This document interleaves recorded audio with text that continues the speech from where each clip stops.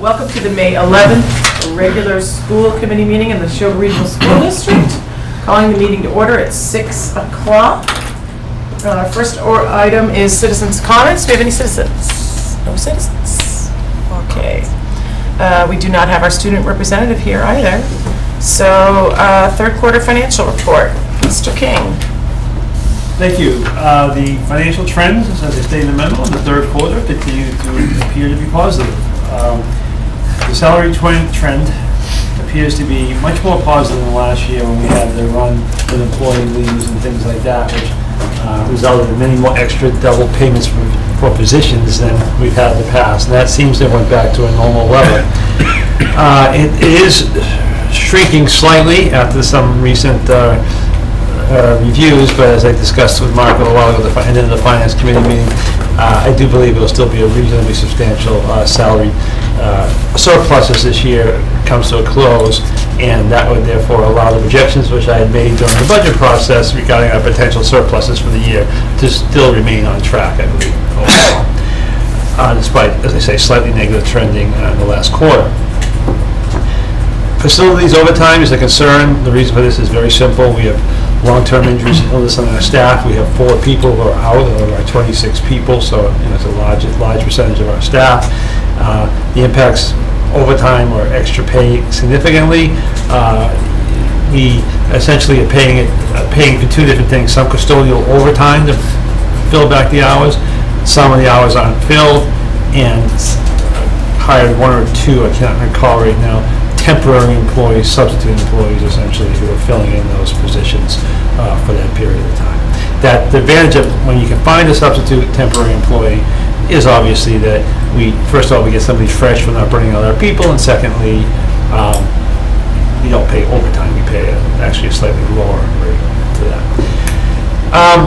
As of this writing, which was last week, the charter school and school choice numbers continue to look positive, like we discussed also during the budget process.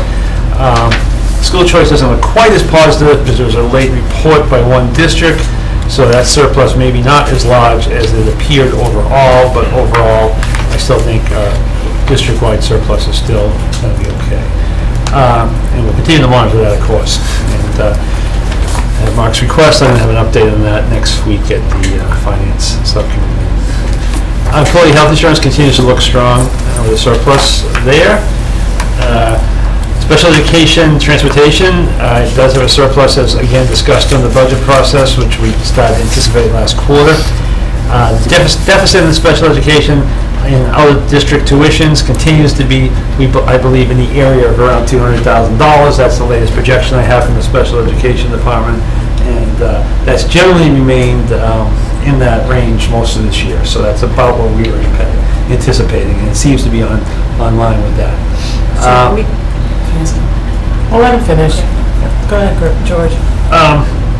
So as I stated again in the budget process memo, I hope to be able to use charter school and school choice money to cover that. Otherwise, we'll have to start looking a little bit elsewhere. The other volatile line items, again, as we talked about in the past, utilities, transportation, those types of things continue to look good. So overall, as I stated, the budget experience for FY16, as we know, 3/4 of the way through it, is positive, which is good. Because of the way we built the upcoming budget, we know that's pretty tight. So it's good to come out of this fiscal year with a budget that is performing along the lines of what we anticipated. Thank you. Oh, great. Okay, questions for George. Lynn? 200,000 seems kind of a lot, and if what you're saying is right, we don't have this covered under the budget for special education out of district students. So is this a surprise? I mean, are we having more and more kids go out, or is this normally? Yeah, no, it's definitely been an uptick in the last couple of years. Definitely an uptick of kids going out, and that's what we've been discussing. And this is not a surprise in that it's not a surprise this month. It's the trend we started seeing after the first of the school year. It wasn't higher than we were anticipating and hoping when we put this budget together over a year ago now. So in that regard, and there's a continuation of the trend we saw for the first time in FY15, which we saw a huge jump, as you recall. Last year, our deficit was almost $600,000, if I recall. So, it's a slowing, well, as far as the deficit is concerned, it's a slowing of the trend. But then again, we did have to raise the budget substantially in FY16. So our overall costs, our out-of-district tuition, have seen a very large increase, as we've discussed over the last 2 years, virtually almost double. And the governor's budget or whatever is calling for basically a static circuit breaker at this point? Well, the way I recall and understand it, yes, that's correct. The overall circuit breaker funding is static, I believe, or it's certainly nothing substantial. But it's a formulaic, remember, so even though the statewide number is static, if your experience is higher and the percentage reimbursement is about the same, our percentage will grow. Like, for example, our FY16 income from circuit breaker grew by $300,000 or so because of which will be the FY17 budget offset, because of the fact that our numbers went up so much last year. So yes, it is, but it doesn't necessarily mean we're going to stay static with that. I would anticipate our circuit breaker to be slightly higher again next year for that reason. Okay, thank you. So, in our budget, the number that we have in the budget, does that cover the whole thing, and then we don't anticipate, like, the circuit breaker comes in later and covers it, or does that circuit breaker go towards the following year, or? Right, we use the circuit, that's a good question. We use the circuit breaker as a budget offset, okay? So what we've done since before I got here is we take the money that we actually collect this year, because we know exactly what it will be. And the money we actually collect this year is based on last year's claims, okay? Got it. So we take the money this year and we put it in the budget for the following year. So the money we collect this year, the actual amount, is a budget offset for the FY17 budget. So the answer is both to your questions. We do try to cover on the budget line item the entire amount of our out-of-district tuition costs, but it is offset in our revenue offsets by circuit breaker costs. So the net cost of the budget is whatever the costs are after the circuit breaker. So would I be wrong in asking, like, if we had, just for number 6, we had $100 for the circuit breaker, and you put it towards next year's budget? Yep. So now we put a number in for the budget, which is the whole, the Yep. total, and then, so does that, because now we have a deficit, could that offset from last year take care of that deficit, or do we already account it? We already accounted for it, it's already offsetting it, so the deficit is after the circuit breaker. So the $200,000, so we're using last year's circuit breaker money this year, okay? So therefore, the $200,000 deficit I'm talking about is after the circuit breaker offsets continue. It's after the budget and the offset from the circuit breaker are continued. We're still $200,000 shorter than we would like to be because of the fact that our experience is higher. But, like I say, overall, I mean, the shortage is less this year than it was last year by a substantial amount, which is good. The total cost of out-of-district tuitions remains substantially higher than even last year, which was a tough year. And as we increased the budget by, again, I don't have it in front of me, but a few $100,000. So we're looking at we're paying a lot more money in out-of-district tuitions. So we monitor, right? So would it make sense to take a look at why we have so many out-of-district and why we're not accommodating them in-house? Yeah, but that's not George's. No. Right, but I think you've got a report this year of roughly where student placements are and so forth. And again, let's say as we come towards the end of the year, okay, as people are putting in for evaluations and so forth, you have to stop at some point because you can't complete because you have to be done within 45 days. Right. So if the evaluation's not going to be done until Next year. September, we have red flagged some kids that we know might be going out, but you don't know that until the testing gets really through. So that can impact your budget after you've already passed it. It's not unusual Right. for Every district goes through this. to have this as a volatile line item. The bigger concern for us is the longer short-term trend.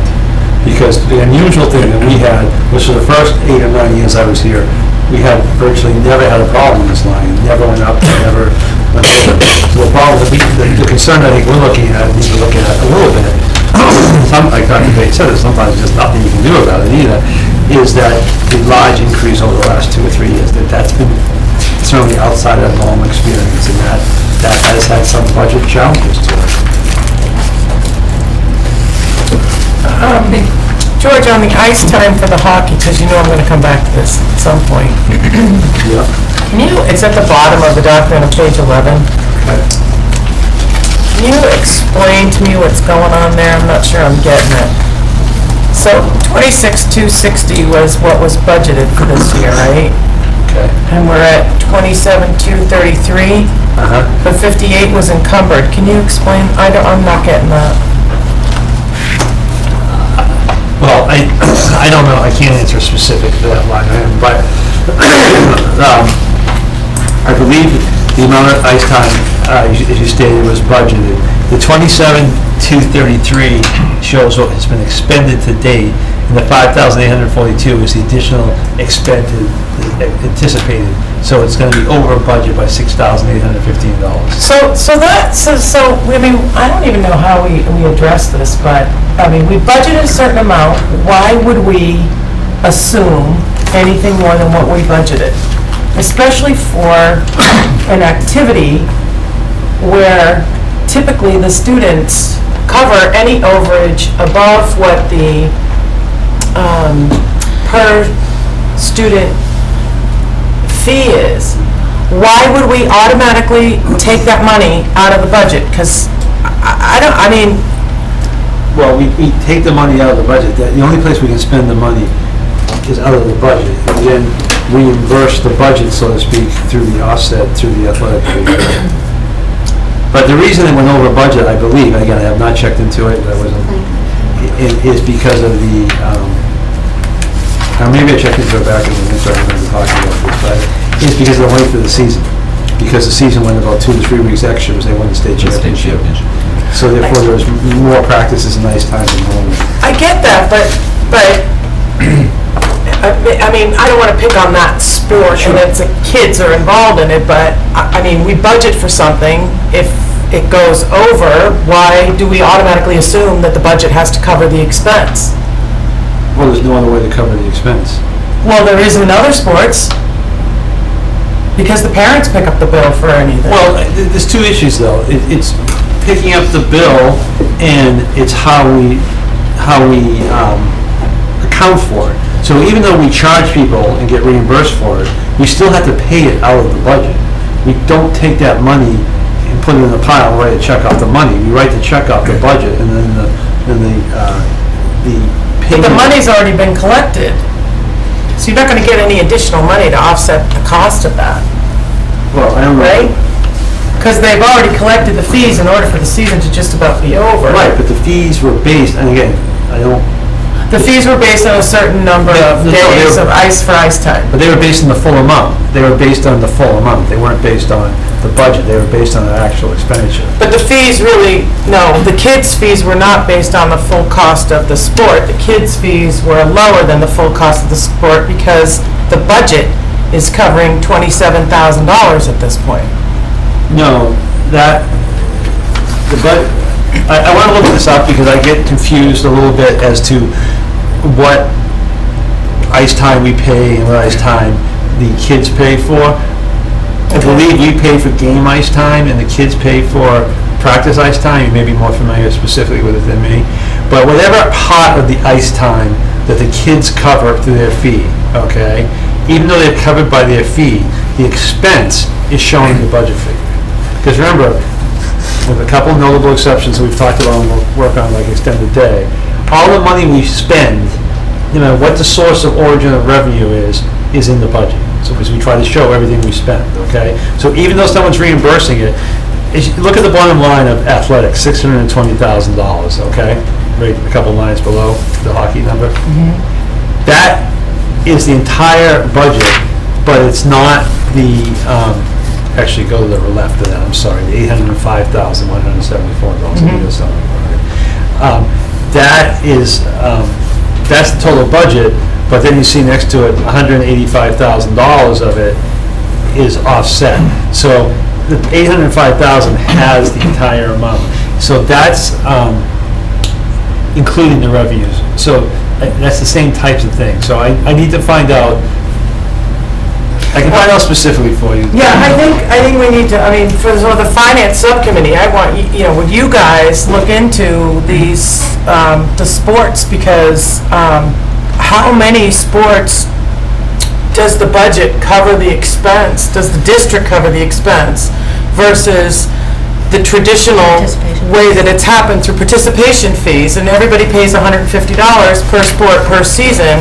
Some sports are more expensive, but I think there's got to be some equity here in the way students are expected to pay for a sport, or the budget is covered. It doesn't make sense to me. This report is only half of the reports that's needed. There's not a revenue side to show where money's coming from. So that's why it's hard to discuss, because we actually don't have the information in front of us. In and out, you're good. We only have the outside as opposed to the inside in this report. So how can you get the So inside? we need to have a revenue report similar to this quarterly expenditure report. So how do you get that? We asked George to print it off the general ledger in the same fashion as this is printed off. In other words, this money goes into the athletic revolving fee, so we have to see how much is collected.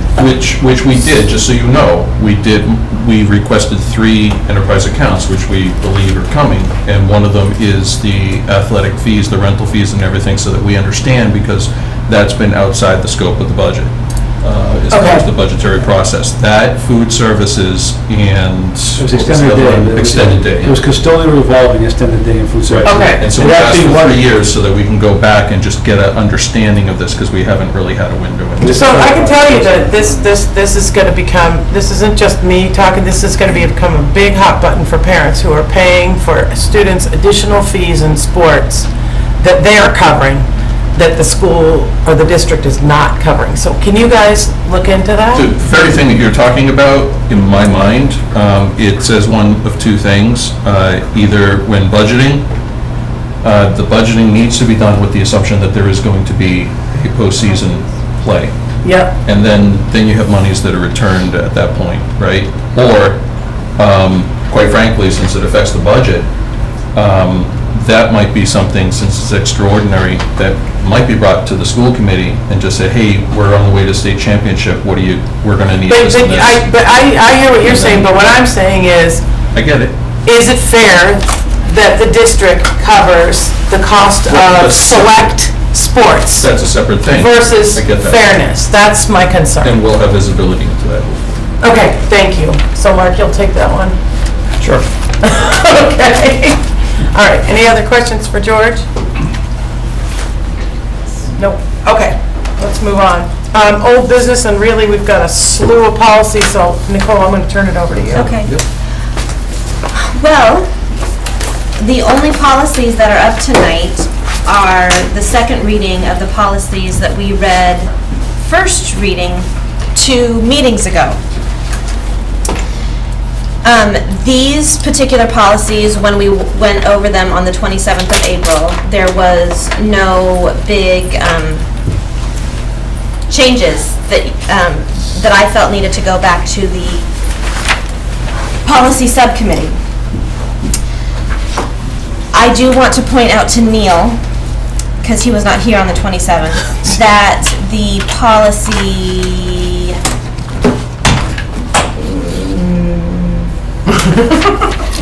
It's so little. Which are we doing? The district goals, I don't see it on here. Oh, yes, ADA, policy ADA. We, as the committee, the entire school committee on the 27th, took out the goals and objectives will be written to ensure. And so the policy is just going to end after those first 2 paragraphs. Cool. All right. So it's not going to say to accomplish this, it'll say what you just said? No, it's going to say to be incorporated into district school plans. End, right? Yes, period. And so the bullet points are not in there any longer, and the numbered points are not there any longer. So this one's much shorter. Much So it's only shorter. one paragraph? It's the first 2 paragraphs. And so we talked about moving those bullets to our goals, right, Nicole? Yeah. Okay. So unless there is any other concern about any of the other policies, I would like to see them approved. Hang on, we have one, Adopted. we have that, Is that in here, Alita, the one that we talked about earlier on the budget? No, that is not part of Okay, this. that's not part of And this neither one. is the online. No, online communication is not Okay. part of this. I'm good.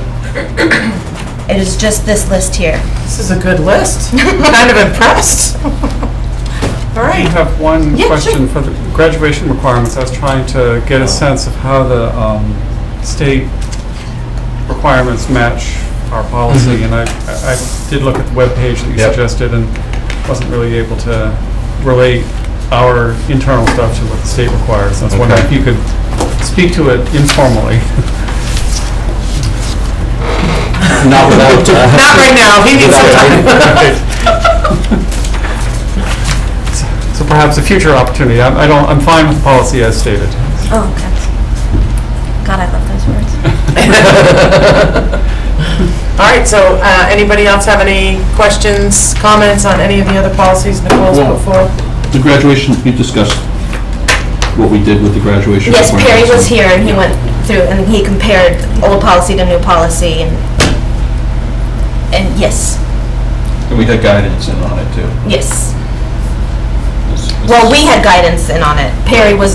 She was not here the night of the 27th Right. when Perry went over it, Right. but yes. Okay, anything else? Is that it? That's it. You want to make a motion? Can I just put them all into one motion? Yeah. Awesome. I move that the school committee approve policy IKF, KDDA, LB, KE, KDB, ADA, DBG, DGA, DH, EFC, GBEA, GBEC, GBI, GBIA, GCCC, HBHF. Do we have a second? Second. Neil? And all those in favor? It's unanimous. Nice job. Thanks, policy subcommittee. How many was that? 20,000. So we've only A got dozen. 145 left. Okay, we're going to move into subcommittee reports, and Mr. Jones. All right. I have a number of recommendations that will be coming out of the Finance Subcommittee, and therefore I hope to get onto the coming agenda for the school committee. So I'll just sort of go through the list of things that are coming.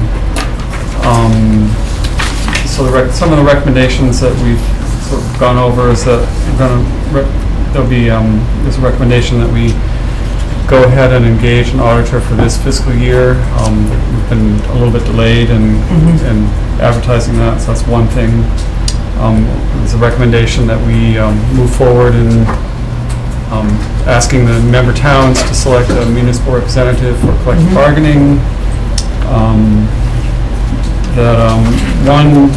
One thing we'd like to do in terms of member town education is to do a sort of post-mortem visiting in relation to our budgets. Take the opportunity to go visit the finance committees and maybe selectmen or other interested committees of the member towns to just talk about the fact of the budget that we have for fiscal 17 and take questions and help promote understanding. So when So you... that's going to be a coming item to talk about as a whole school committee. Oh, right, because when you do that, we want to make sure that all of the reps from that town are Yeah. aware and able to make that. Yeah. And one very thoughtful suggestion is to the extent Brooke Hunchy is on board and is contracted and available, we'd like to, there's an opportunity for her That's to a great idea. sit in and participate. That's a great idea. Dr. Bates' brainchild on that, which Oh, no wonder it's a great idea. Also coming is a draft recommendation on the budget calendar for fiscal year good. 18. We reviewed our goals for this year, and so I can forward those overarching goals to you to the extent that you're compiling them and get them out to the whole school committee. And following from that, I guess, will be some recommendation for what our calendar of goals will be next year. Yeah, we need to do that. So We're going to do reviewing- that in August. And just another thing that's on our plate for May and June is to take a look at similar district financial policies and as models and see what where we have gaps that we'd like to begin to think about bringing some policies into our district that are financial related, that we have gaps. So you need a chunk of time. So for the next meeting, there's 3 or 4 of those be coming forward. We have on our plate more things to come in the next month or 2. So we'll get to it, but could you plan for June 1st, because next week is the MASBO workshop, and we've got a few other things on there. Is there anything pressing? Yes, the audit thing, we need to move forward, and I think it would be very healthy for us to move forward on the town collective bargaining thing, so they can start their own process to appoint somebody. That's a letter that I will send out to the. Yeah, to the town administrators. Oh, all right. To send that out. All right, so you'll do that, and Yep. then it's the audit. Okay. Right, so those are the 2 things that would be good to move next week. And they don't need to take up a lot of time. Okay. Oh, because I'm just worried the MASBO workshop's going to be intense. Okay, go ahead. I'm sorry, Mark. I think that's that was basically, good. that's basically, What? say again? We had talked about the possibility of a year-end report out. Oh, so yeah, so on our plate and continuing discussion as the year end approaches is to discuss to some extent the likely surplus as it may arrive and do it in a planful way as opposed to a last minute way, to actually talk about how the budget went and what we learned from it, if anything, that sort of thing. So that's something that we would definitely want Brooke Clenchey involved in, right? Yeah, but it's also a public document that basically gives an end cap to the year. Right, but wouldn't you want her to have opportunities? So the 2 aspects, one is the prospective before the year end comes, and then there's a discussion in the finance committee about, okay, so let's have an informal the year end. postmortem. Here's where we stand without an audit. This is the way Okay. way things turned out. So that's continuing to be discussed. Okay. And that's substantially the activity recently of the finance committee. Well, that's good. Great overview, thank you. Sounds like you guys are doing some great stuff. Personnel, Kathy's not here, so I'll do that. We'll be going into executive session later on tonight to discuss the superintendent's contract. And then personnel has a meeting on Monday to discuss additional contract items. And there was one other thing, what was it? Oh, yeah, it's additional contract. I think those will be executive sessions as well. So more to come on that. Policy, do you have anything more? I just want to say the policy committee did meet earlier today. We took back the policies that came back to us from the April 27th meeting, and all but one of them are now ready to come back to the school committee for a second reading. The one that's not is the student progress reports to parents and guardians, where Dr. Bates will be conferring with Ms. Clenchey about protocols to attach to that policy. That's it. All right, thank you. And SEPAC, Nicole. SEPAC will be hosting their final lecture of the school year, I believe, but don't hold me to that. Let's just say they're holding a lecture on May 17th at Mary Rowlandson titled Treating Fears, Phobias, and Meltdowns for Children with Special Needs. I am told, however, that parents of children with anxiety, even if their children are not diagnosed with special needs, would also benefit. And their final business meeting of the year will be June 8th at the high school. Terrific, thank you. Tech Committee, Neil. We had a fantastic trip to Bedford High School in New Hampshire, and saw what the potentials are. It was an extremely informative trip, and they were very grateful that they shared so much, and you can kind of see some really cool collaboration that take place between districts. They sat and they explained the process, how they got things off the ground, some of the important things that were needed to ensure that this all goes right, you know what I mean? And they had a little bit of resistance here and there, basically with people that weren't as familiar with technology as perhaps other people, but once the people understood what was happening, It was amazing. I mean, we saw classes of, and not to say that this is what we want, but we saw classes of 50 kids that were being taught, co-taught, just opened up in one room, and it was just so smooth and so good. It's inspiring. It's truly, well, we all saw what the potential that we have for our district, for sure. Good. And what's out there. Good. All right. I'm going to ask Dr. Bates to do a superintendent's report, and then I'm going to come back to housekeeping items because I got so excited about what we were doing that I didn't do it, so please. This week, with a group of administrators, mostly the assistant principals, we did a group observation. It's more of a professional development for them, so they can give peer feedback to each other and learn observational strategies and share things about the evaluation process. Just maybe talk it out. We're hoping to do one more before the end of the year, before I leave. We'll probably do it at the high school. So we did in middle school, so it was really a good conversation for them to sort of calibrate what they're looking for. We basically met before the observation and chose specifically what we were going to be looking at, and then what did each person see. Oh, that's share that cool. out, so it was good. Robin's here tonight, but I'm going to have you just quickly about the EPA. Okay, the EPA has a program for schools to offer free service to help them with chemical cleanout and chemical management, and so I met with representatives from the EPA and our department chair and Bill Cleary, our facilities manager, earlier this week, and we're going to move forward for this summer to do some work, and that they did, they kind of outlined the program, but also we toured the storage at the high school for chemicals in the science department, and we did go to Sawyer as well because they'll also be helping us with the 3 middle schools, and we came here because they had a few extra minutes to look at what we've got going on here. And basically it allows us to kind of get a handle on what we have. They give us a digital database that helps us move forward with chemical management. They'll provide suggestions for alternatives if we have, if we're using some chemicals that there's a safer alternative, and work with teachers that way, and offer some recommendations. So it's really a nice service that they offer us, and it isn't of a cost to the district, and helps us create a safer environment for our kids. That's awesome. So that's how, and our teachers, so. Thanks for doing that. That's one thing we have going on, so that's good, good stuff.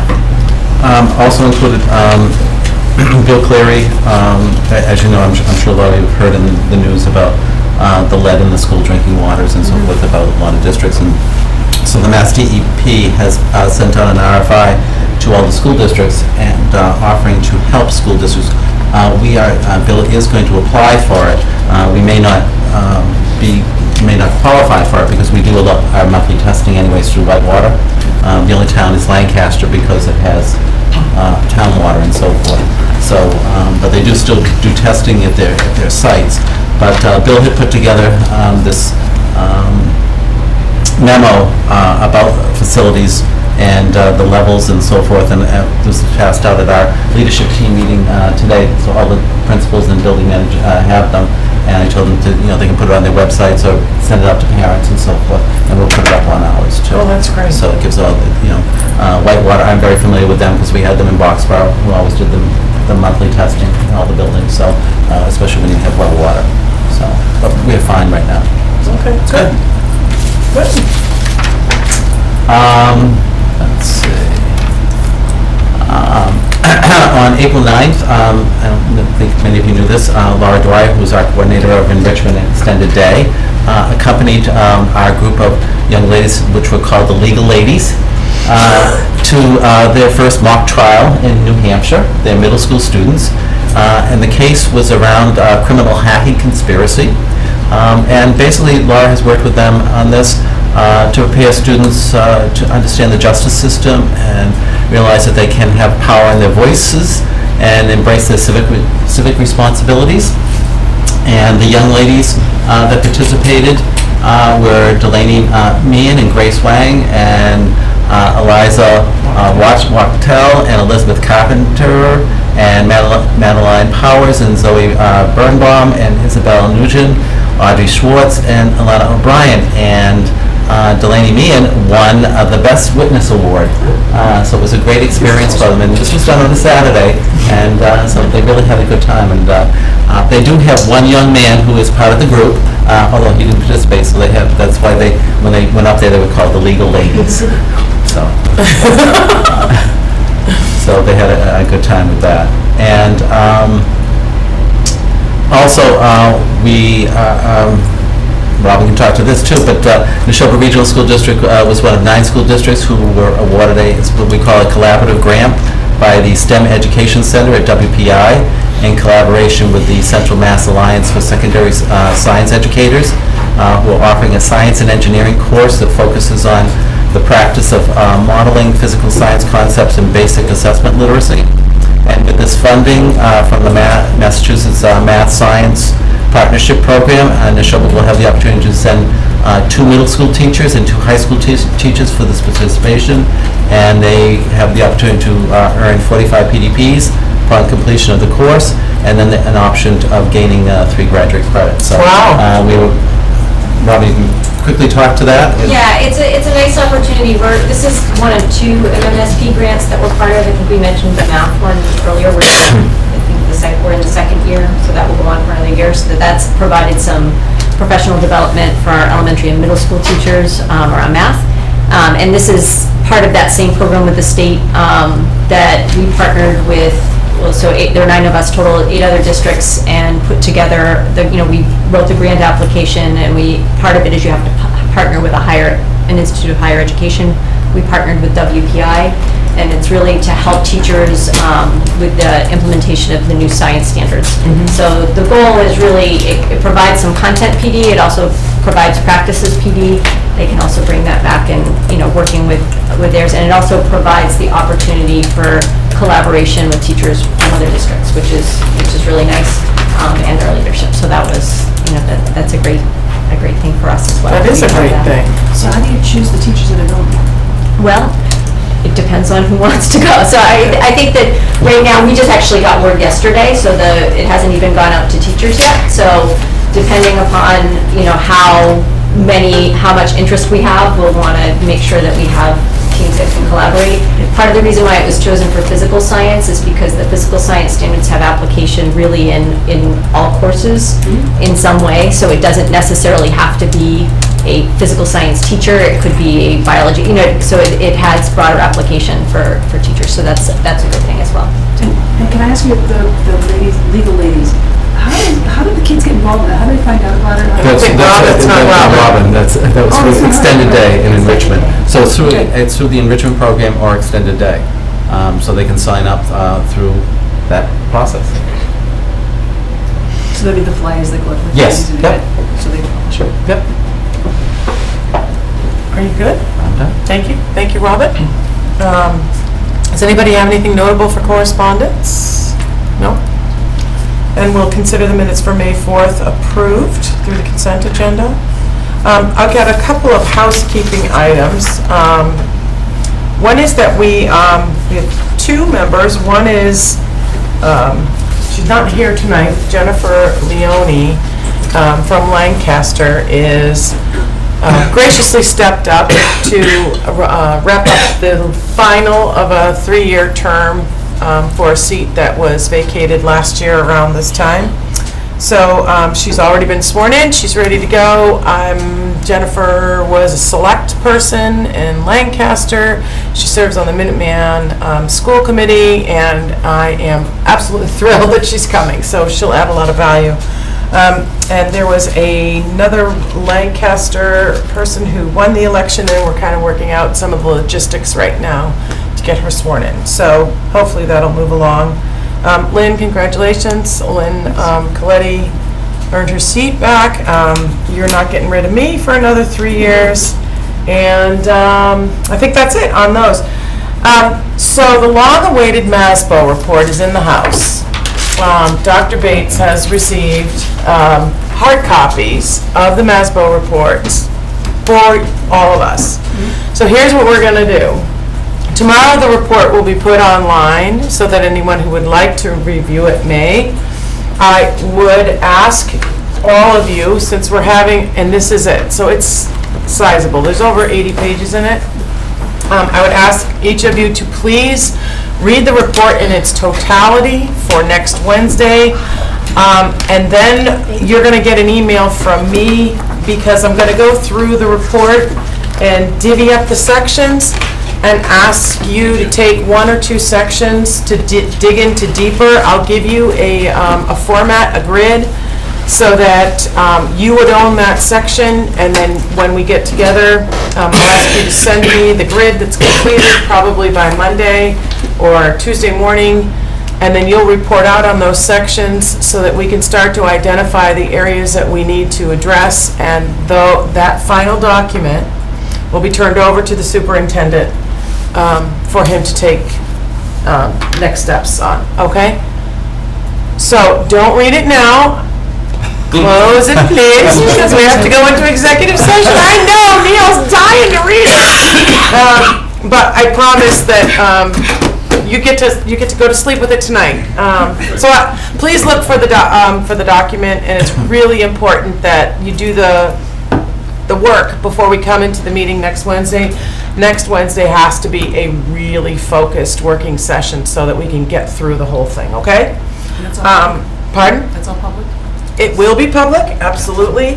It will be And public. I've asked Brooke to come, so she'll sit and listen to your discussion. And thank you to the MASBO team that. Thank you to Dr. Bates, and frankly, our champion on this was Neil Darcy. I don't know if we would have gotten this far without you championing it and you enabling us. You're such an enabler. Okay, so before we go on, items for next meeting. Mark, I know you had one or two that you mentioned. If we could keep it just to the critical issues that need to happen then. Otherwise, I'm going to ask you to put them on the 6-1 agenda, because next week I'll be asking you to vote, unless we could do it now, to add a June 1st and June 15th school committee meetings, because our last meeting is next week. I don't think we do. 15? Isn't there one on the calendar? Well, I thought there was. if we keep with our normal cycle, yes, but we don't have a calendar. It's on your calendar. Oh, it's on my But we don't calendar. have a school committee calendar. You're going to because- have to, because you have to vote on the math program, and that's the time. So we need to add the 6-1 and 6-15 dates. So can we do it now? Because we don't have a calendar to vote on, because we're waiting for Pat Maroney to figure out the warrant schedule, Okay. because of the leap year thing that we discussed. Okay, so it's okay for us to vote on it now. So 6-1 can somebody give me a motion on? 6-1 and 6-15. Yes, regular school committee That's meetings. a I move Wednesdays? that, Those are Wednesdays? Yes, Yes. so we follow the same every other week cycle. Okay. Thanks, Nicole. I move that we add regular school committee meetings on June 1st and June 15th of 2016. Thank you. Second, please? Someone? Second. Thanks, Mark. All those in favor? Yes. Thank you. Passes unanimously. Thank you, thank you, thank you, thank you. Because once we get through the MASBO, now we've got to do our look back. We've got a lot to do. Okay. I also talked with Dorothy from MASC about, they have 2 or 3 collective bargaining workshops. She is talking to Glenn Kuchar, who's the executive director. So I think he may be doing that for us, which would be great. And she's going to give me, I asked her to ask him for a handful of dates, and then we'll take his availability and see what we can do. But I'm thinking before July. And then we'll just start to plan our schedule for that. Is that something for the entire school committee? Yes. Or just? No, absolutely. I mean, we never, as a school committee, well, in the past 5-6 years, we did not have access or information about the collective Right. bargaining effort, and I think because the school committee is responsible for it, we all need to be educated on it. There was one other thing, organizational meeting. So, and now that the elections have concluded, and we'll have our full complement of folks in the seats, we need to have our annual organizational meeting next week. where you select chair, vice chair, and treasurer, no, secretary. So everyone be thinking about what you'd like to do, if you have someone you'd like to nominate, if you would like to do it yourself, but let's make it open and, see who wants to do something. Somebody wants to try something new? Put it out there, okay? Can I ask a question about subcommittees after the, Yep. after the organizational meeting? Do the subcommittees just operate like normal until such time as the chair seats new subcommittees? So they have to be done every year. Yeah. So as soon as the chair is selected, that's when the subcommittees are determined. But I would say we could wait a week, right? And we'll see who the chair is at that point. All right. Now everyone's here. Pardon? Everybody's here then. Yeah, and everybody's here. You had another question? No. Oh, all right. Okay, so with that, I think we are done. We need to go into executive session. So we need to do a roll call on it, and I need a motion. I know, you I'll poor do thing. it. I have my lines. To include Alita and not Alita. Not Alita, but To include Dr. Bates. All right. I move that we go into executive session for the purpose of discussing negotiation strategy for the superintendent contract, not to reconvene into open session, and to include Dr. Bates. Okay. Roll call. Mark Jones. Yes. Do we have a second? Oh, do I have Mark Jones seconded, and he said yes. I'm a yes. I'm a Neil? yes. Yes. Yeah, Nicole's a yes, and Lynn's a yes. All right, thank you.